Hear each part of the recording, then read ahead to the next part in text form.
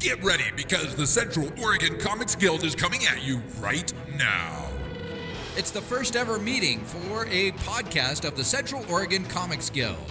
We're not even sure of our name yet, and it's a very rough draft, but it's our first crack at it. So stay with us for our thoughts on comic books, the industry as a whole, our personal insights and revelations. It's Central Oregon's comic book leaders with members of Geek, Nerd, Pegasus Books of Bend, Wildfire Comics, the nonprofit, and Airship Cascadia Publishing. Get ready for an inspired hour with Chris, Matt, Cameron, Justin, Dresden, and Phil. Welcome to the Central Oregon Comics Guild. I'm Chris Columbus, and I own Geek, Nerd, which is what's behind us here. And we have comics, collectibles, all kinds of stuff. And we've got several people here from the comics industry to fans of comics. And we'll just start off with a roundtable introduction, starting off over here with Justin. Yeah, Justin. I don't own any awesome comic shop or work at one, but I just love comics and read them nonstop and spend all my money on them. He's more qualified than me. Yeah, good afternoon, listeners out there in comic book land. My name is Dresden Walkabout Dude Moss. I am the owner and writer and publisher of Air Cascadia Comics out of Madras. And here joining this fine group of comic book enthusiasts whose goal in life is to bring comic book fame to Central Oregon. I'm Matthew Funk, and I work at Pegasus Books along with Cameron. I've worked there for about 5 years, and I've been reading comics for about a decade now. I'm Cameron Saunders. I'm the manager at Pegasus Books, where I've also worked for about 5 years. I think he scooped us all up about the same week. Lost the one previous employee, and then we were both in. Yeah. Nobody to cast the hours onto now. But I've been reading comics since I was, that's a hard one to track. Since I was reading, basically, I guess, off and on. The first comic book store I consistently found a shop at is the one that I work at now. What's the first comic you ever read? Well, the first comic that I ever got, I only got to read a few pages of, and then my mom threw it away. It was a Magic the Gathering comic, and she was going through a bit of a Catholic phase. And so she thought it was satanic, and she threw it away. I only got a few pages into that, and then when I was probably about 8 or 9, I went to Jack in the Box, which was doing a Marvel Comics promotion. This is around the time I think that the Spider-Man was about to come out, maybe X-Men was out. I hope I don't have those in the wrong order. He's a fraud! No, but they were giving away comics that were just, some staff writer throwing a bunch of characters together. It was very colorful. Probably not written that well, but I ate it up voraciously, and to this day, the characters in that comic are kind of my pet characters. It was like Hawkeye, Daredevil, Hulk, the Invisible Woman, Captain America. It's a weird team. It was a super weird team. And it was all just people that were, downtown when the robots attacked.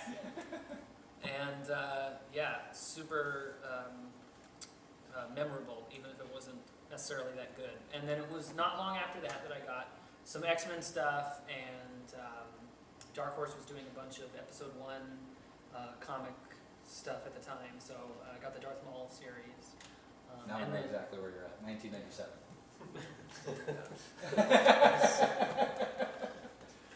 I'm Phil Rodriguez. I've been reading comics for a long time, but got out of it trying to act like a cool person, and recently got back into them, and I've just started enjoying them so much.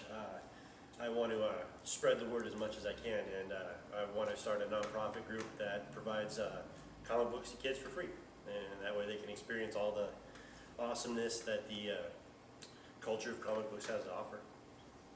Awesome. So let's talk about promotions and what's going on. Well, for me, Geek, Nerd, we just got done doing our second anniversary sale. We've been here in this store for 2 years, and another store Really? previous to that. I didn't realize you'd been here that long. Congratulations. That's Thank you. fantastic. Yeah, 2 years. Yeah, so we just finished our sale, 50% off sale, which was nuts. I'm not sure exactly why I did that, but I did. It worked. So from here, what's coming up? I think our next big thing is going to be in September, which is Rose City Comic Con, which we're exhibiting in. So Cool. we'll be doing a booth up there. So promotions for Cascadia. Yes, we have, doing the first Central Oregon comic book illustrator writer contest, Comic Book Visionaries of Central Oregon. It started July 1st and it is going to run to July 1st of next year. There are 4 quarters to it. We're hoping to attract Central Oregon artists and writers to be involved in this. And eventually, who knows, might find some promising talent here and promote the Central Oregon area. Also, I currently am redoing a comic book series called Raj that came out in the small press days back in the 90s, and I'm getting ready to complete the 3rd of the 3 parts to it, republishing of it. So check us out on Amazon, check us out on our website, and that's to everybody. Awesome.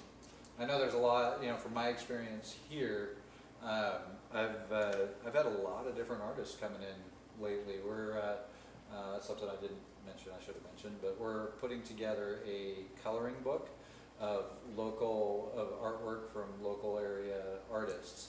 And so we've had some people submitting some stuff to us, and it looks awesome. Like, I'm amazed at some of the talent that we have here. Yeah, that's Such a cool idea.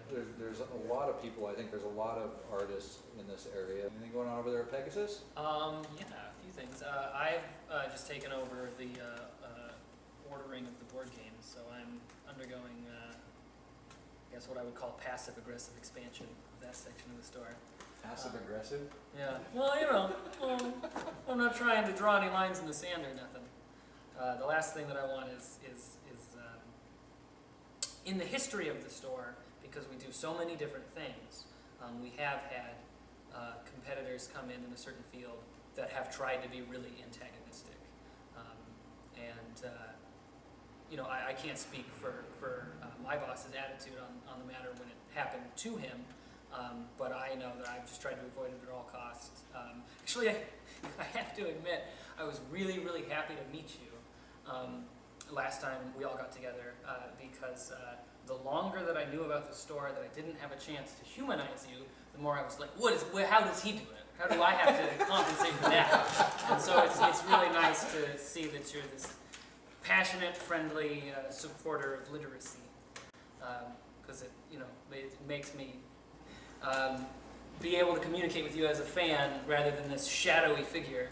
The You're no longer shadowy, Dr. Claw. evil Yeah. other side of town. The other thing is, though, we did this is new for us, we have dollar bins now.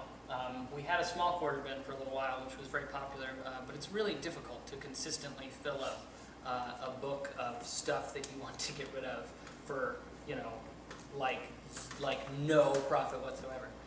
So I've put together a much larger variety of stuff that's $1. So we actually have some Marvel and DC stuff in there, so that's nice. When I did start reading and could only find like garage sales and swap meets and stuff and couldn't find comic stores, 50-cent bins were my, that's was my only in. And so it's important to me to have, affordable stuff for, the kids whose parents won't drop $5 on not a real book, But they'll drop $7 on a candy bar. Oh, don't get me started. Don't get me started either. I made the whole analogy to somebody one day about, okay, a candy bar when you bought it in the 80s, how much was it? It was 25 cents, right? 25, 30 cents. Candy bar now when you go into a store is how much? $1.50. So you equate the difference in price on a candy bar to a difference in price on a comic book. Comic book back in the 80s was 75 cents. Now a comic book is $3.99. It's actually the exact same percentage But higher the- as what candy bars were. But the quality of a comic book has gone up, and the quality of a candy bar has gone down. Absolutely. Exactly. They don't use Exactly. real mint in York peppermint patties anymore. Tell the masses. Yeah. So yeah, I completely get that, and I completely understand that whole breakdown of perception. As far as the nonprofit goes, I'm still working on getting, I did post a bunch of handouts and our flyers. I get those out around Bend and a couple up in the Pine. I've been working on my articles of incorporation. The hang up I'm having right now is it's called a dissolution of funds, or of your assets. So let's say it becomes successful and I have stacks and stacks of comic books. If I get hit by a truck, something needs to happen with those. I can't just give them to anybody. They have to go to another nonprofit, preferably somebody who's like-minded. And so I've reached out to a couple different places trying to get them to sign on as that. So once I can get that, I can fill out that section and then get the Articles of Incorporation filed. So I've also been working on my mission statement and my vision. I've read Understanding Comics. What was the author on that again? Scott McCloud. Scott McCloud, great book. Let's see here, I also purchased and am reading the Nonprofit Kit for Dummies. So I know it's the whole dummies thing, but it's really been helpful, I have to admit, so maybe that says Well, something it doesn't about me. mean that you're a Those dummy. books It are just around means for they're a giving you the best Yeah, chance to learn it. And I got it for 54 cents off on Amazon or something like that, with the CD for 54 cents, like the shipping was way more. It sounds like Amazon's. Yeah, it's, Amazon's the dummy then. exactly. And as far as things I have coming up, I'm still going to be working on my Articles of Incorporation. I'm going to start drafting up my business plan, and I'm going to be looking for a fiscal sponsor, which is another nonprofit that I could work with that will accept tax-deductible donations in my name. So that'll be, but I really need to get my ducks in a row a little bit more before I go to somebody and present my idea to their board and everything. I want to make sure it's really good.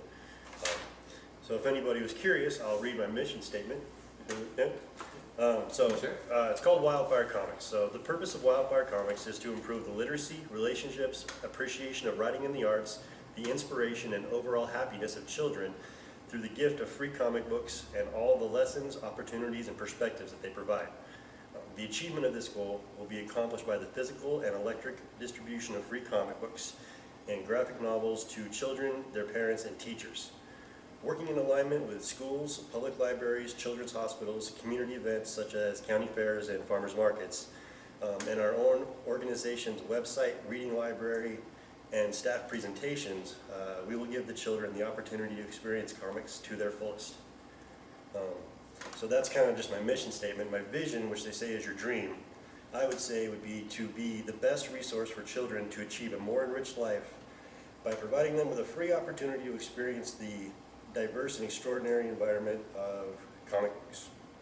So, I don't know, it's kind of where I'm trying to get at. I think it covered all my bases, who I'm looking to help, how I'm going to help them, and what the good of the help would do for all of us. So, not only literacy and all those other things, but just the comic book community in general. So, yeah, that's what I've been up to. Nice. I'm going to steal your mission statement and just take out the free part. For profit. Yeah, that's what I've been working on. Okay, I guess that's all the promotions then we have.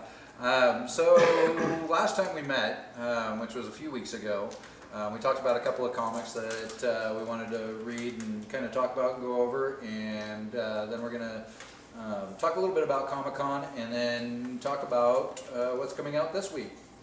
So, comics we read last week. Let's start off with the first one, We Stand Guard. On guard. Or We Stand On Guard. Thank you, Justin. So We Stand On It does Guard. have a little bit, I question the rhythm of that because We Stand Guard rolls off the tongue a lot better, doesn't it? Yeah. I think We Stand on Guard is a reference to a song of some old war Okay. song or something. That would make sense. Oh, yeah, that's right. But far be it for me to question the wisdom of Brian Brian So, We Stand On Guard is essentially a comic that's about the U.S. invading Canada over water. That's Right. very lightly mentioned that water is the driving force. It's also notable that it takes place in the year 2112, Rush reference. Oh, nice. I didn't even realize that. So if you didn't hear what Justin just said, the year is 2112, 2112. which is It's a Rush an absolute reference. Rush reference. So Yes. that's awesome. Good job, Brian K. Bond. Isn't Rush Canadian too? Or- Yeah. Yeah. They are Yeah. Canadian. Eddie Lee, best bass player ever. And- and- Leave it to Brian K. Bond Yeah. to throw in all these little layers of stuff that as you start getting into it, you're like, oh, really? Oh, okay. So, yeah. Yeah, the opening of this was fantastic. A flashback. The very beginning of it, where they're all kind of like questioning, is like, oh, where are all these bombs coming from? And no one's like, oh, the U.S. is bombing Canada. They're all like, oh, is it the Russians or is it these guys? Nope, it's just the U.S. just coming in and taking. God, it's so hard too. It's so villainous, the amount of gore, and then of course your big bad is the U.S. Yeah. Yeah, it's Which a is very, kinda crazy. it's a very, very bold comic. Like the presentation of it throughout the whole thing, just from the first few pages of, like you said, the gore that they're. Yeah, right off using there. the bat with the explosion towards the front, where you're just like, holy crap, what? Yeah, and then to turn the page and you have The peaceful the snow. big wastelands and everything is just very, very, like, yeah, very bold, very, very in your face about the whole thing. And then obviously, pages Superman's a motherfucking Canadian. I could talk about that. Yeah, We could no spend this kidding. entire thing talking about how brilliant that whole. Oh yeah, the whole thing that. I wrote that's so great. if you wrote I appreciate it too because I have a Superman tattoo on my chest. Oh, I nice. didn't think he was Canadian when I got it, but maybe I I need to move thought to he was Canada. the one Kryptonian. downfall. I might be convinced now. Well, that's the thing is he's the ultimate immigrant, and in that sense, everybody Sure. has a claim at him. And really, what resource is more valuable to wage war over than the superhero? You lost me. I'm just saying. Everybody wants to crack off a piece of I'm Clark glad, Kent. I'm glad that the subject came up close and point, but one downfall in the detail of this book is it's so detailed in the art. One panel, you see his Superman tattoo. The next panel, there's no tattoo That's on kind it. of rare. Wow. No, there's no. Look, yeah. He turns his arm. Oh, it's low, you can barely see it. Oh, the locations. Oh, you can see it, so it's like on That does top look of his more arm sideways then. instead of on the Who side puts where a tattoo more. Yeah, on their nobody- bicep? It's always on your It's shoulder. always on the outside. Maybe he's shy. Maybe it was his first Canadians, tattoo. right? Canadians. I could totally draw Like that. Canada. That's what this book is. It's playing Canada, right? Yeah, it's like, pretty That's what much. the US does. So Brian K. Bond steals a book out of Trey and Matt Parker, or Trey Trey Parker, Matt Parker Stone. and Matt Stone. As is tradition. Yeah, Yeah. blame Canada. Yeah, So, what did you guys think of the artwork? Speaking of the art, it's fantastic. Yeah, it's pretty great. It's very much a storytelling first style of artwork, which I always appreciate. Like not to downplay the amount of detail in here, because there's some panels in here that are just gorgeous. But in general, the story is put first, which is very important in comics too, because a lot of times the artist will try and pack so much into individual panels that you don't get the flow over the page.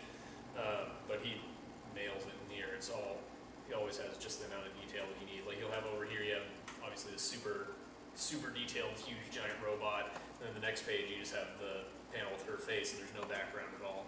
So he's obviously making very deliberate decisions about the way he's telling the story. I thought it was really effective. to be able to focus on the characters, yeah. It's not the artist from Why the Last Man. No. No. Yeah, but it does remind me that in a sense, in the same way that. And the way the story's told a little bit too. Yeah, he's found another artist that he can build that. This is different, obviously not a similar story, but structure it similarly. So what do you guys think is coming up next from this comic? Do you think we're gonna get a like the U.S. side of the story, or do you think we're gonna continue on with the Canadian side? And Well, probably. I hope we stick with the Canadian side. I mean, Is the author Canadian? I'm sorry, is the author Canadian or U.S.? I'm not sure actually. I'll have to go fact check that one. Yeah, I wouldn't be surprised if he was Canadian. Totally possible, but I think they can do whatever they want, especially given the by the slice nature of a comic book.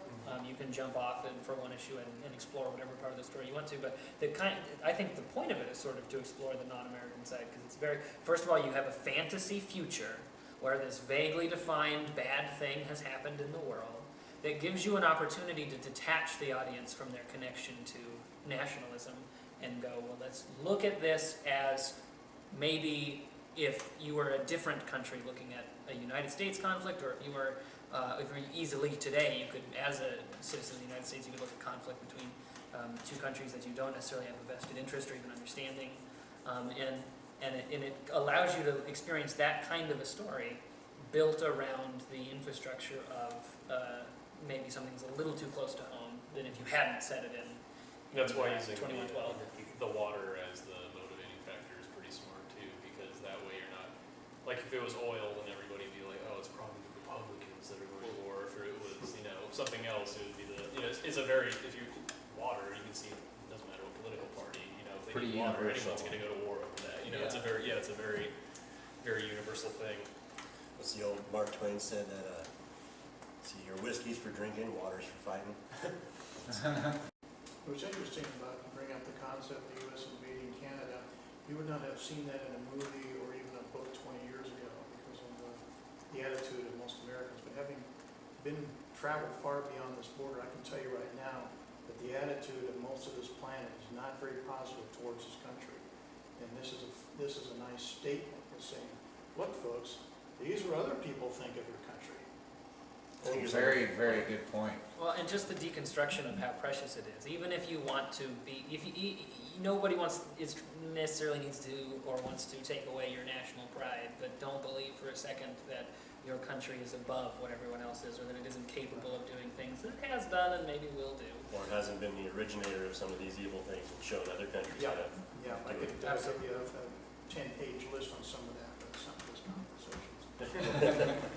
That's a really good point, though. In terms of looking at a comic book. And by the way, Brian K. Vaughan is an American writer born in Cleveland, Ohio. So, Is he's Cleveland Canadian. not a province of Canada? But I think that's a really good point that you make. That I think Brian K. Vaughan is making us kind of take a look at ourselves. If it continues on this way, I'm not sure. Let's just say I don't know what's coming in the future for the comic, but taken in aspect of this is how others view the United States as somebody as a tyrant, as a bully, as somebody with all the weapons that can come in and just obliterate someplace and take what they want. And it's particularly brilliant that he's doing it in a way that's uniquely identifiable as an American, because it's, this ragtag group that's just trying to protect, them and theirs from this sort of invasive empire. Mm-hmm. And, without naming the names of the countries, you might pick a different antagonist. You might put America on the other side of that, but that's not what they're doing with this story. By the way, we're talking about Brian K. Vaughan, the writer, Steve Scroce? It's Scroce? Man, I Who totally did? screwed that up. He's before. known for.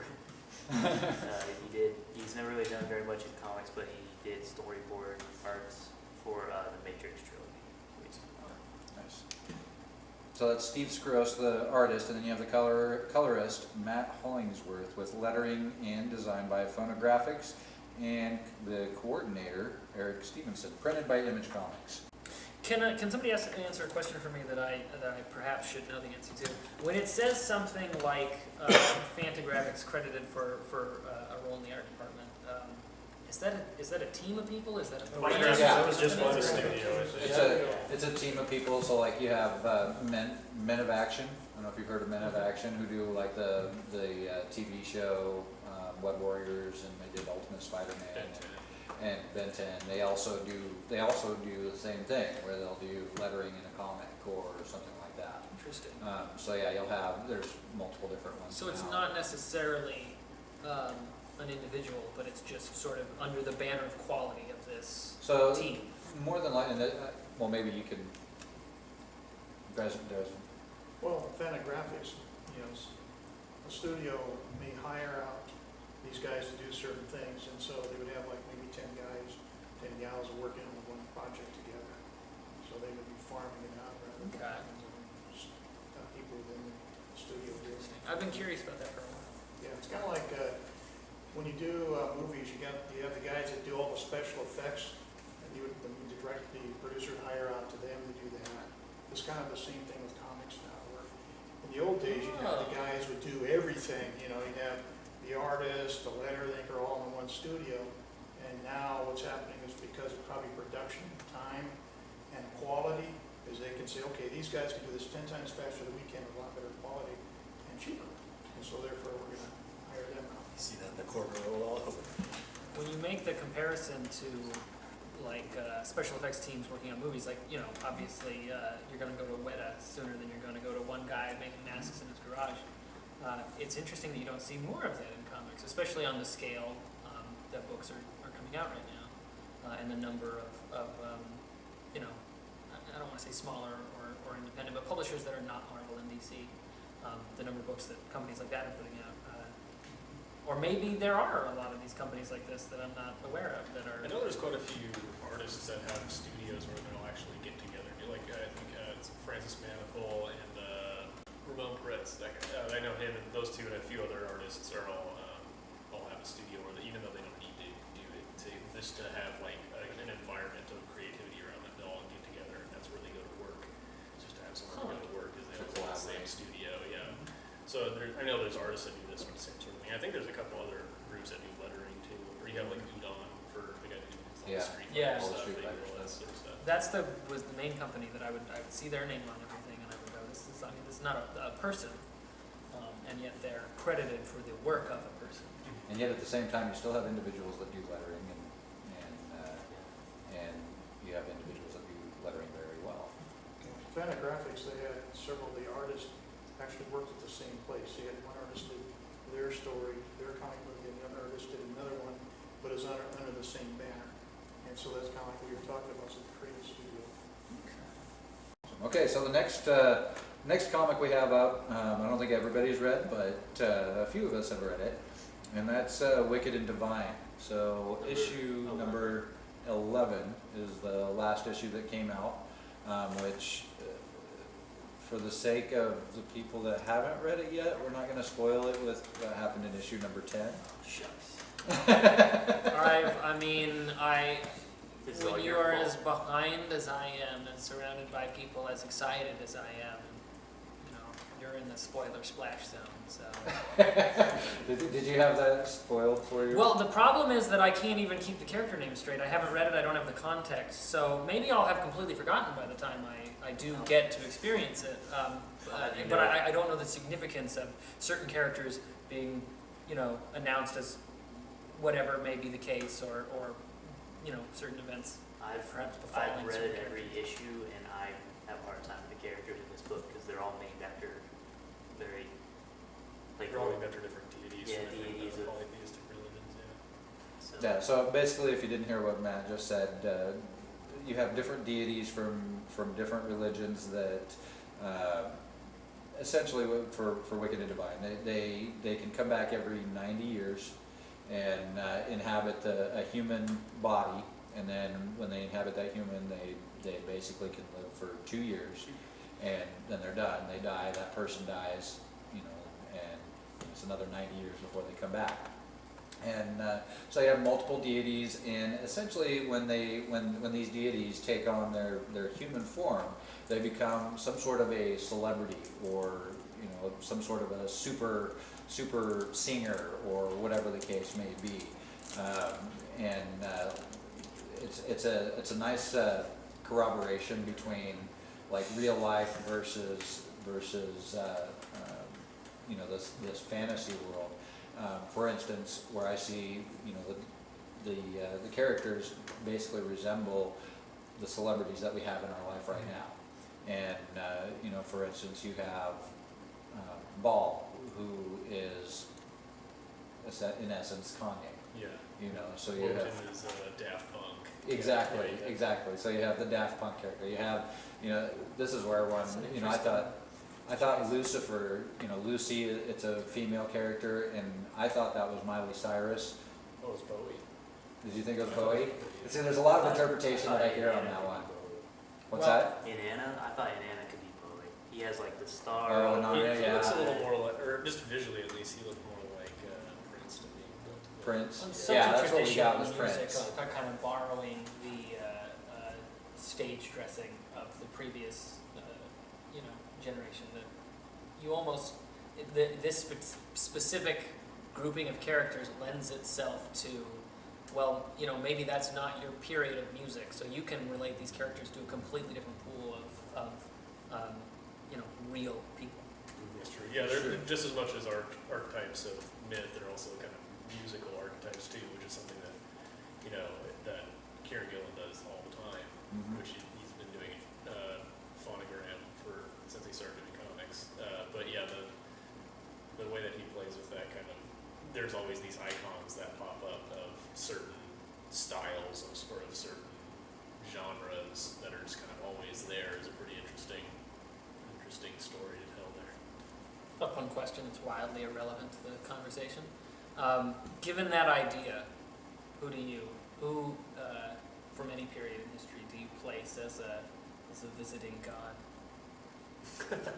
What's the question again? Well, given Where do you start with a given question the like mythology behind this, the idea that the kind of the live fast, die young, define a generation of art and then burn out celebrities are all possibly gods visiting, then who immediately springs to your mind?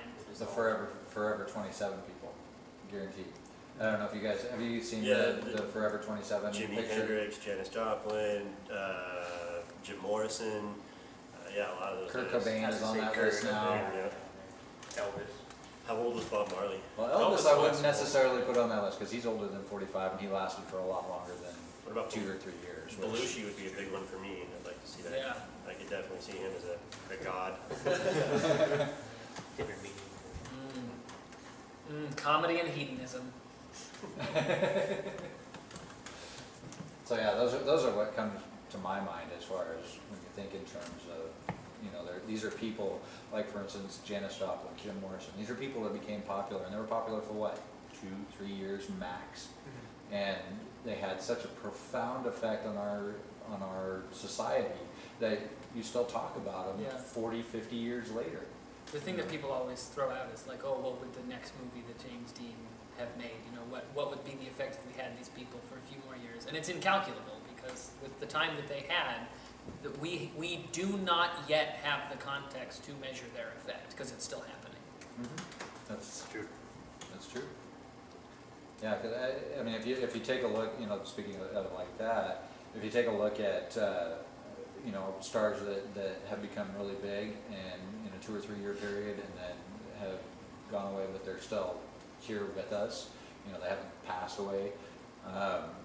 They kind of burn out really quick, and then you don't hear anything for years. Which they're still working, they're still doing whatever it is that they love. They're still doing it. They're just not pushed to that elevation anymore. So has the God left them, or Interesting. what could that be? I don't know. But that's kind of what I would see happening with Drained some of of the divine inspiration. Yeah, it kind of goes to the muse. Oh, that's so idea. tragic. And it's poetic in its way because At to be least given divine inspiration and to have it taken away, you can't really be upset about it because this was never really your art in the first place, except At least you had it for to 2 be years. given the power to create, to be given the power to. Yeah, it's So- funny that you haven't read that. I know, you get so much out of it. Your attitude towards comics that you were talking about in your introduction sort of backfired.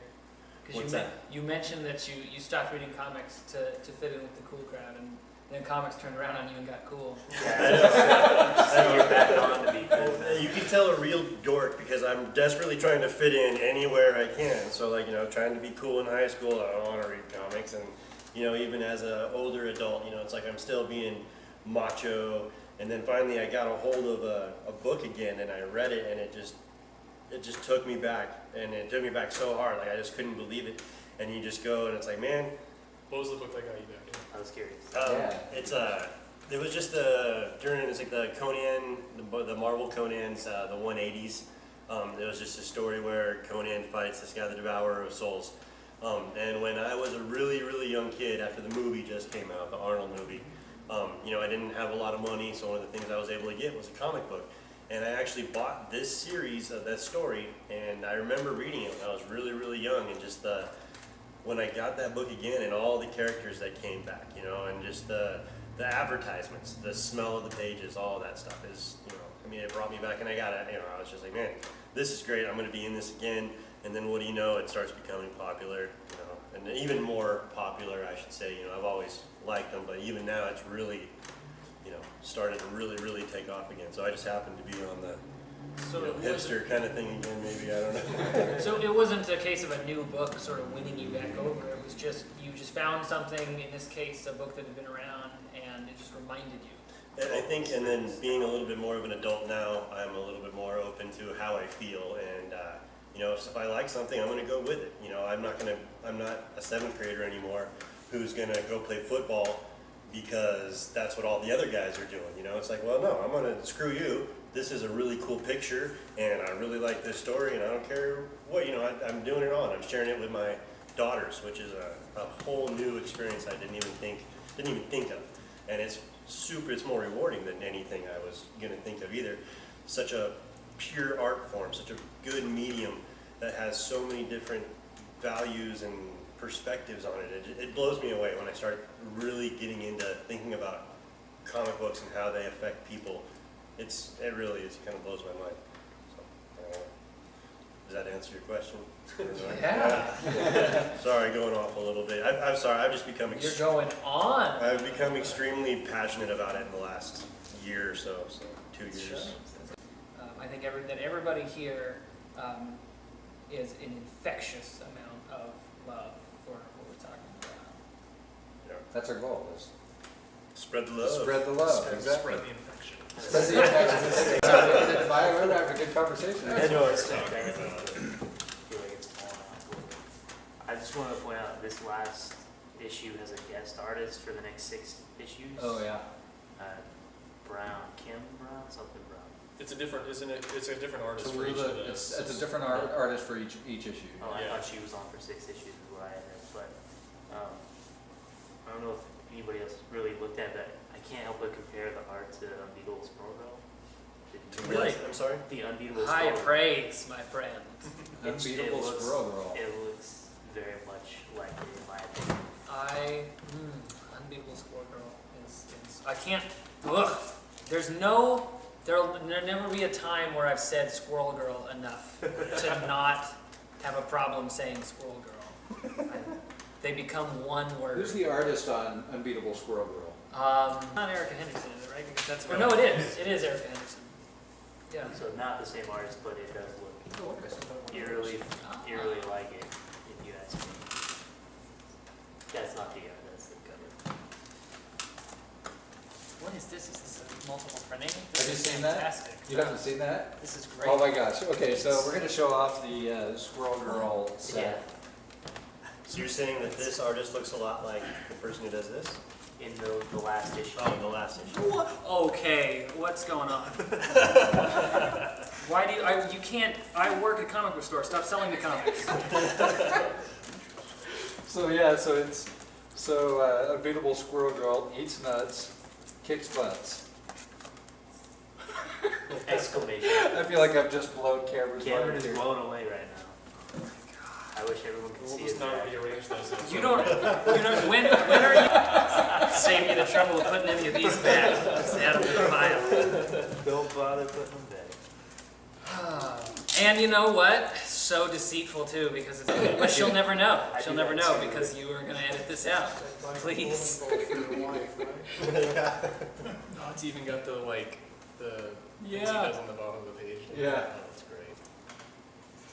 So these are the second and third printings that they did. That's so Kind of like they did with glorious. Howard the Duck, which I thought Yeah. was brilliant. The Where Howard the Duck. Spider-Man's talking to Howard through the window, and yeah. The sex criminals variants, I think, or the second printing and multiple printing variants, I think were the first that I really noticed that made you want to go back and pay for a comic that you already bought because the additional fun, or at least to acknowledge it. So it was, I didn't buy any of the multiple printing variants, which I almost regret now. But just to get them in the store and go, this is what they've now turned this into, and this is the joke that they have built out of it. And I think that Zdarsky has infected Howard the Duck with that a little bit. Oh, yeah. Those infections going around. Yeah, it's definitely a far cry on Wicked and Divine. It's a far cry from the normal artist. I love the art on the first volume, and so it was a little weird for me, but it was still very good art. Do you? I mean, it is very particular art that in Wicked and Divine. Was it difficult for you to get through the issue? Did it? Because especially when you do 6 issues in a row, all with different artists, that kind of gives readers whiplash a little bit. Yeah. Well, I don't know what to expect from that, because that's coming out, and I don't know what to expect from that. Yeah, I don't know. At first it was a little bit of a, because, you get so used to Jamie McElvee's art that, that's what you come to expect, and it's what you expect from a Wicked and Divine book. This last one, I don't think it took away from the story at all. It was a little bit different, but it still kind of had that same look. They had a framing device too, where I think it was like the first and last page were like really. Yeah, exactly, that's right. So, yeah. So it wasn't too stark of it, and they're gonna do that in every issue, where the first and last page will be by Jamie McElvee, and then the rest will be by a different artist. It's hard to pull off. I wish the book, because as a comic reader, I can sympathize with people that find it really difficult to keep up with the changing art, but just as a kind of curator of comics. And from that standpoint, I love seeing people do anything, even if it's been done before. If it's different than what you're doing now, great. Just keep changing. Don't stay in one place. That always fascinates and impresses me. But it's a gamble. So I wish them well. I hope it's really cool. It sounds really cool.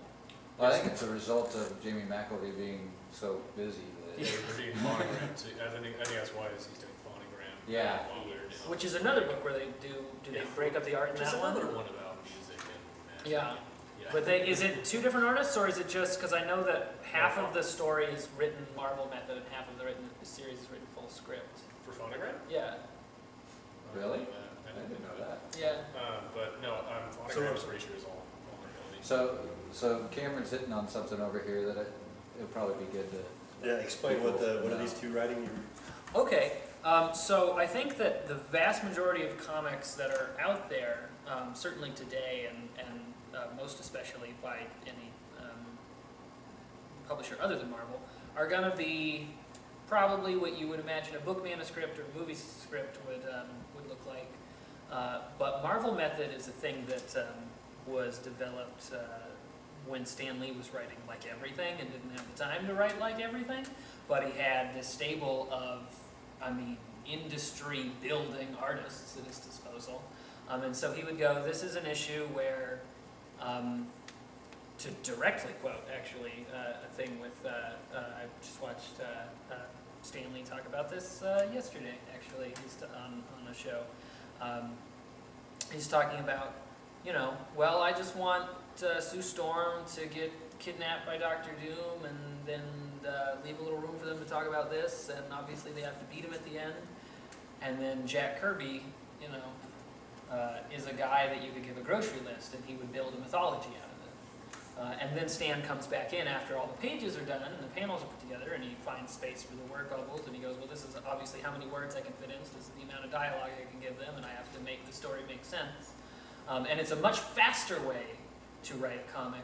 It seems like it would be really hard. It seems like you'd have to have a lot of synergy between the writer and the artist, but Stan had that with people like Jack Kirby and Steve Ditko. I would imagine that would be like some friction between the writer and the artist, each one wanting to fight for their ability to express the way they want to express too. Like I could see that, but not when you have a guy like Jack Kirby who will always give you more than you ever could have created on your own.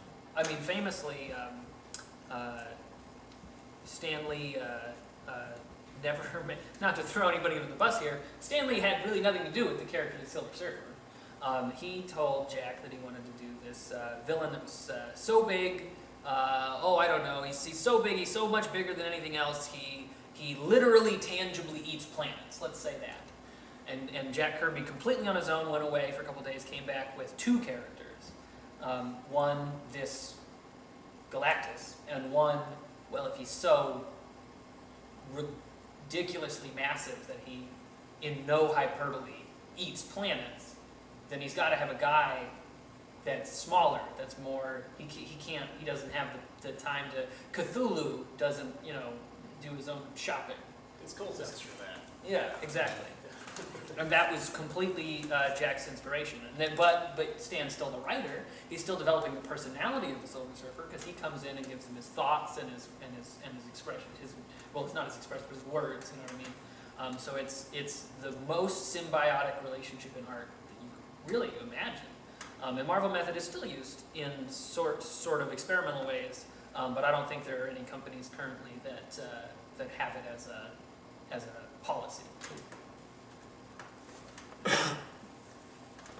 So if that was way too long-winded of an explanation, basically Marvel Method is where you give a rough outline to an artist. The artist puts the story and the pages together. The writer comes back in and does all the words. So what happened in issue 11? Basically, without trying to get into spoiler territory, you've got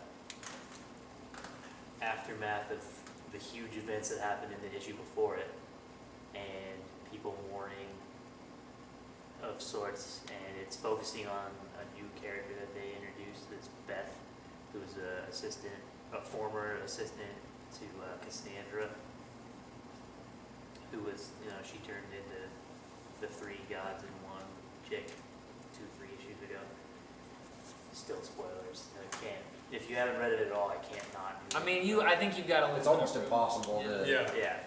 But basically, she's trying to get a story and make a documentary, but she doesn't want it to be the same old boring thing, so she finds a way to get some action and manipulates Ball into attacking the Morrigan, looking for Baphomet, who is another, that's the other big, there was two big cliffhangers from the last issue, and one dealing with Baphomet and a fight that he had with another god, and then the other with the main character. I just feel like a dad having Pokemon explained to him right now.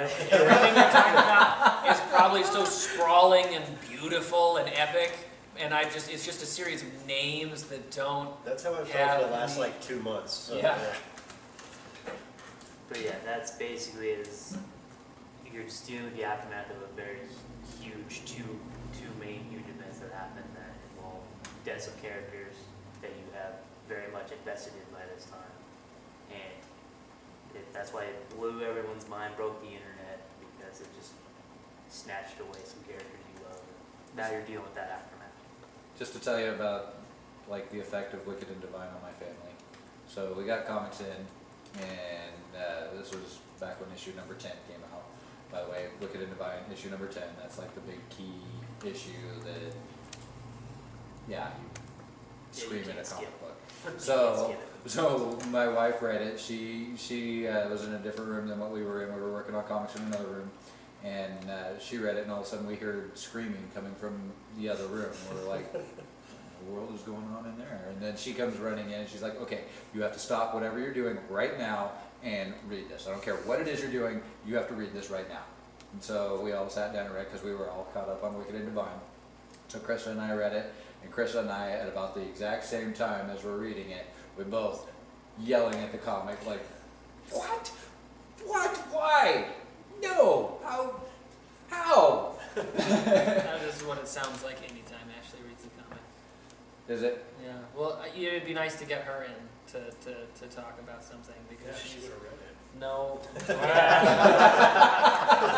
matter how much I can articulate what I feel, it does no match for her pure beam of fangirl.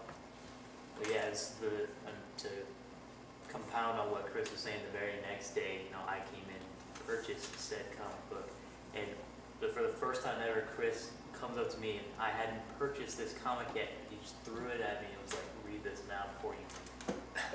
And I did, and yes, I was back in the back here yelling. No, what? You kidding? Why? Just why? So it was it's that kind of just everybody, you'll scream my wife, she didn't want to read it here, and then on the way home, I was like, I can't not talk to you about this book right now. We're in the car going to get Jack in the Box, and I made her read it in the car, and we're in the drive-thru, and she was like doing everything she could to not scream in the drive-thru around that place. See, that's interesting because I don't have that experience with a lot of media, comics especially. I mean, I love to talk about stuff that I'm enjoying with people, but I don't find myself yelling at books. And a lot of people do. A lot of people, when they experience, high emotion in the book, it elicits the response it's supposed to. But my relationship with stories is deep and meaningful, but it's sort of internalized and personal.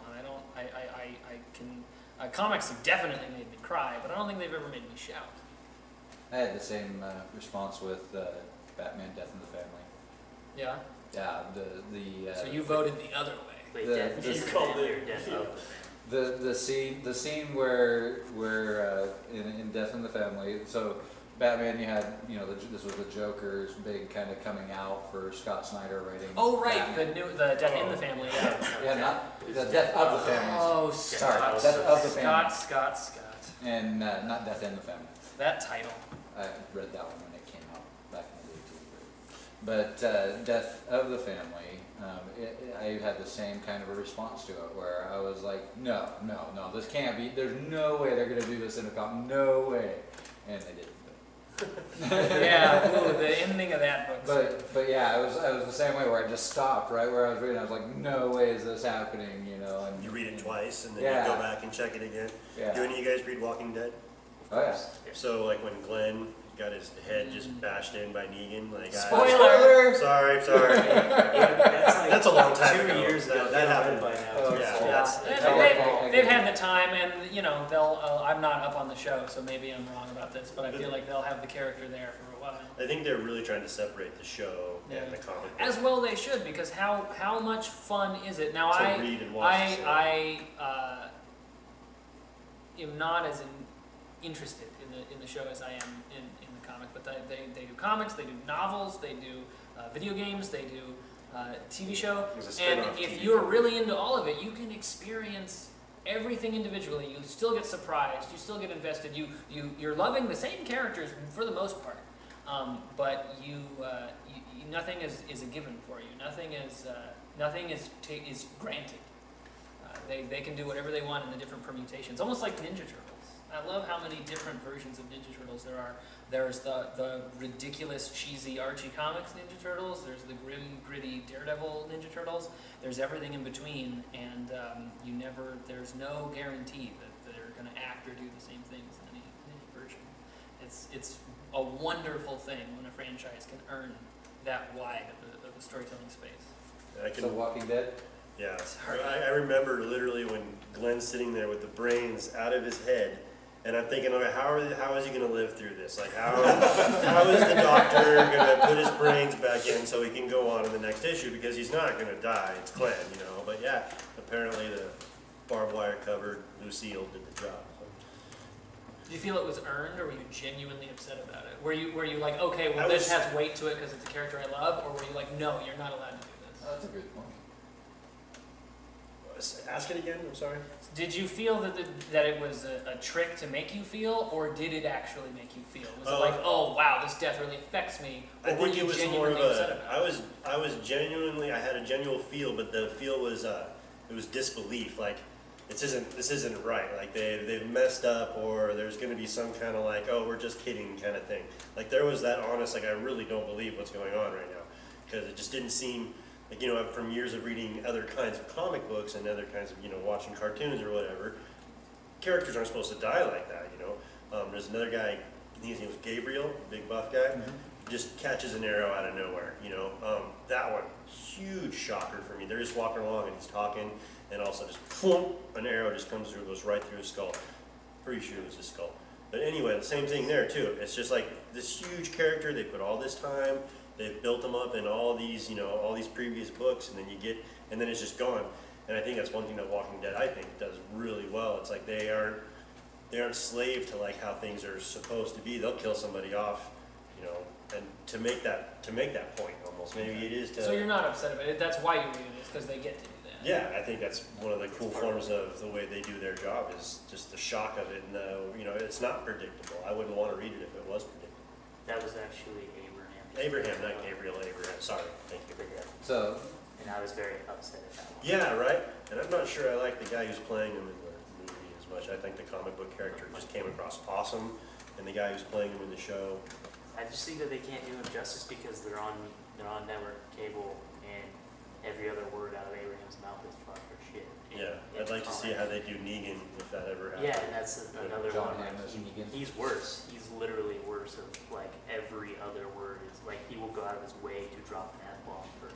Oh, it's no poetic reason. the way he uses the F word. So one of the reasons that I do actually find it harder to watch the show, and I honestly, I watched the first season, I watched the first episode of the fourth season, I've watched nothing else. I have no real desire to watch anything else because to me the whole point of the Walking Dead comic is how far people will fall but still survive.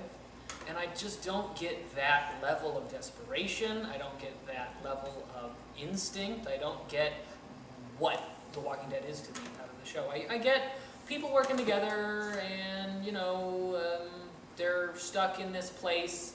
It's not an island. And there's some monsters they have to fight. They're not polar bears or smoke. But ultimately, I've seen this before. It's not really The Walking Dead. This is a Lost parody. If you didn't get that, what? he's comparing it to Lost. It's a lot. Oh, Because Lost. how many shows on TV are just Lost? They're just a group of people that wouldn't necessarily hang out, having to work together in a situation where they're sort of isolated and have some fantasy opposition. I know that that's very vague, but I'm I think saying it's also See, I like don't get that from the show, from the I think it's like a story of Really? like survival evolving, the things that we do once that time comes, like what those kinds of situations would drive us to, and the ability, the struggle to hold on to humanity, like whether or not we go and we actually hang somebody in this next world. Isn't that the kind of thing that we were trying to get away from in the beginning? What kind of things that we hold important after the zombies come? Those are the kinds of things that we want to accomplish.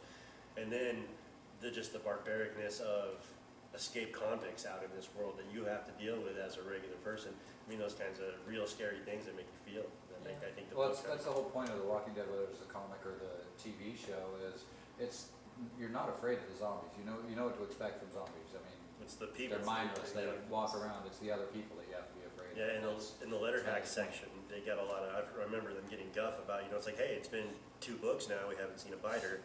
What's going on? This is a zombie book. It's like, well, maybe not. It's it's a story about people, I think. absolutely very much. When Matt Fraction was writing Iron Man, this is way off topic, but when he was doing Invincible Iron Man, people would always complain about 20 pages and he doesn't put on the suit. But the story's about Tony Stark. There's a lot of guys that wear suits. Yeah. Ultimately, that's the thing with any book or anything for that matter, any TV show, is it should be about the characters, and the driving force behind the characters, and why do they make the choices that they make, why do they do the things that they do, why, what is it that's driving them? Which is probably why you have so many independent books starting to become very big. Image is huge now. I think they put out more books than DC and Marvel sometimes. It's gotten to the point too where it used to be, well, this creator worked on this and went on to do this, which is sort of like this, which this many people are reading. And now it's just like Image is putting out something new, okay, we gotta get it. Yeah. Yeah, there's no question you have to bring it in as a story, because they've been putting out such good work. Yeah. And I think And they people just, know. Yeah. right before San Diego Comic Con, they had their own little Yeah, the Image Expo. Expo, and I think they announced 22 new titles to come out in the next year. Yeah.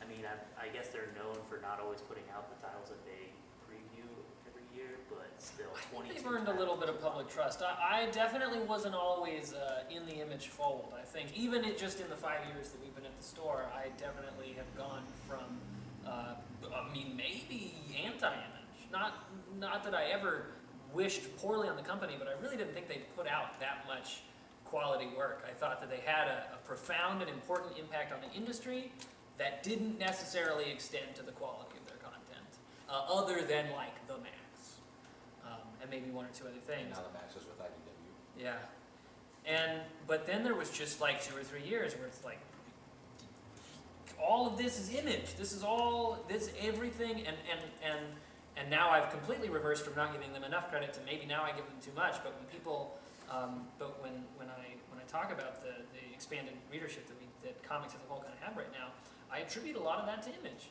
bringing in a wider variety of creators, creating a wider variety of characters and stories. You're going to appeal to there's more people are going to find stories that they identify with. And I think the diversity of art that they had, the diversity of characters that they had, rubbed off on Marvel. DC is now following suit. This right here is all Image's fault. Yep.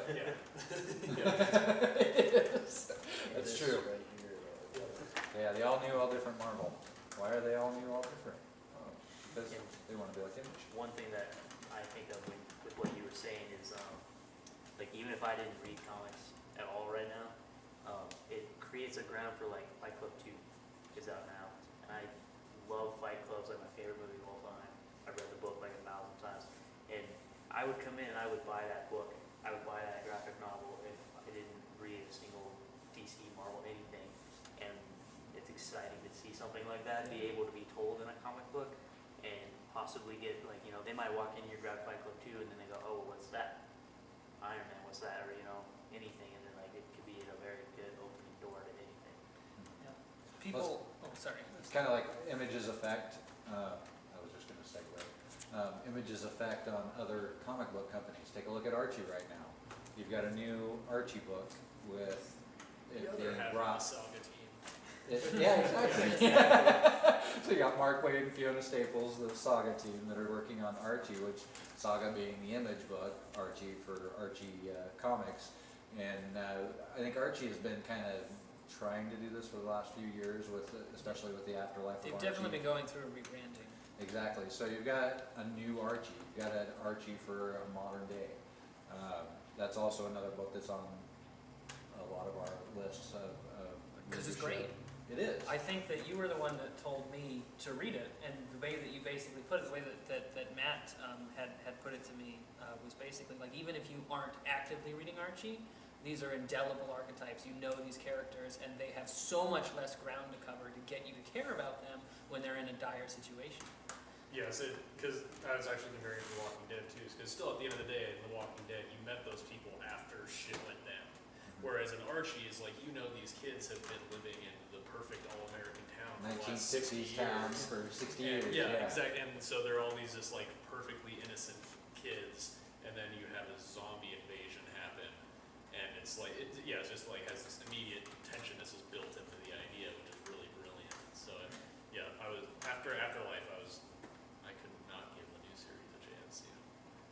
So speaking of the new series, what did you guys think? Everyone looks at me. Okay. I thought it was very cool. It's something like kind of how Matt was saying. It's very easy to relate to these. You know, like everybody's gone through what they're going through, a breakup, and you know, it's a story that's easy to grab a hold of and just go, okay, yeah, I understand what's going on. There's not a lot of background other than he's just like, hey, I dated this girl and now I just broke up. And then like you see that, like, you know, him getting on stage for the first time playing music and things like that, and it was very cool to just like you could put yourself in his shoes. Was there ever a reference in the history of Archie to him playing guitar and Why being he started musical? it. Yeah, no, well, I mean, he has the Archies, the band, but I don't think they ever actually, I mean, I haven't It was just read to give every one of the It's Yeah. cool if bands this or- character's in a band, so he just will be. Yeah, yeah, he grew up in the 50s, so he's probably got a band. Did you see the pictures in there, the posters in there for the Josie and the Pussycats? Oh, I don't know. All, I missed that. all punk style. I know he also married one of the Pussycats in Life with Archie. That was also one of their Oh, works. did he? Yeah. I think Archie's done. I like how they have at the- some point. Like how they have the old school. That's one of the things I really loved about that comic. Was in the back end of the comic, you've got an old Archie comic, It's an the actual first- the first Archie comic, which he looks a whole hell of a lot more like Howdy Doody than he does Archie. Yeah, his initial character design's weird, because it's almost like it's like a racist caricature of an Asian person, but a white guy. Yeah. Like that's all like what you would expect. What you would expect Well, like propaganda of a Japanese just in the person way- to look like back then, but he's a white kid with red hair. Just in the way that the Archie characters are put together in the really early stuff, it kind of wouldn't fly today. Like Jughead is wildly misogynist in a way that is definitely glorified for the purpose of comedy. And I don't know, you can get away with that in a comic certainly, but not in Archie, even if it came from Archie. The thing that I really loved about that first issue was the narration style, because there's several times where he looks at the, like, Yeah, he kind of breaks the he fourth breaks wall. the fourth wall several times in a way that's almost like The Office. Oh, Or yeah. Where he Talking looks to the back Yeah, and he's like he's hey, looking I'm right Archie at you. Andrews, and Yeah. then he just turns back to whatever he was doing. You're just like, yeah, this girl behind me is Betty Cooper, and she just broke up with me, and da-da-da. So he's explaining it in a way that would be like, it's very accessible to people, like I said, like The Office or like Parks and Rec or something, where they are aware that there's a camera there, and it's a very very accessible, easy way for them to modernize it and to convey that information in kind of a new way. And then at the very end, I was gonna say, he's the like, last yeah, thing. follow me on Twitter. Yeah. He's like, Yeah, exactly. You've got They're suggestions. doing the Twitter and the Yeah. texting It's and like, everything hey, like that. Thanks for coming out. Very like Mr. Rogers style. Like, thanks for stopping by. Yeah, thanks for coming to Riverdale. We'll see you again next month. Yeah. Yeah, exactly. So the kissing incident. Lipstick. The lipstick. Lipstick The incident. lipstick Yeah, the incident. It was- lipstick incident. Like, it's not Hashtag like you lipstick just- incident. You just Yeah. had some lipstick on some. We don't know what's like going a on there collar or something like. Yeah, it's a nobody very actually it's a knew. very Tarantino storytelling move Right. for an Archie comic, and just like saying like having this one idea that they keep mentioning and then never actually explaining what it is until I'm sure the So I think this is going to be the beginning of an overarching story, and Overarching Archie story. exactly. Whole That's new world this is. that's what I was over just. Archie. That's what I was just Ah. thinking was You would you've think. got, they've never, as far as I've known, they've never done that in an Archie comic. It's always been self-contained stories within each comic or within You each pick Archie it up in digest. the, it's a digest size book. Yeah, You pick it up to grocery read in the store. car. Yeah, Yeah. exactly. Exactly.